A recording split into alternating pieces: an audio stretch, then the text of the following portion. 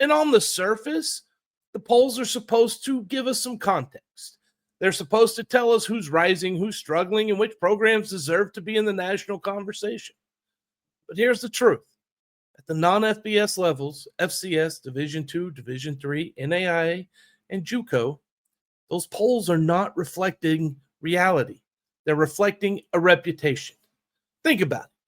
We've already seen it this year, multiple times. UIW sitting ahead of Nichols in the FCS polls, despite a convincing win by the Colonels in the opening week, in week 0. UTPB fighting uphill against Central Oklahoma in the Division II coaches poll after defeating them in the first week. Then you got Lamar. They're ranked 12 spots behind a South Dakota team they just defeated, and it wasn't a fluke. Those rankings don't make sense if you've actually watched the games, but they make perfect sense if you understand how most of these votes get cast. Too often it's just slot voting. Voters pull out last week's poll, shuffle a few teams up or down, and submit. Or in some cases, a head coach hands the ballot to a young grad assistant who's already got 100 things on his plate.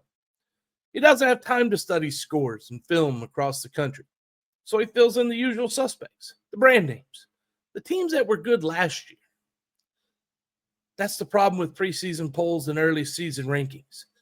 They're almost entirely based on last season's results.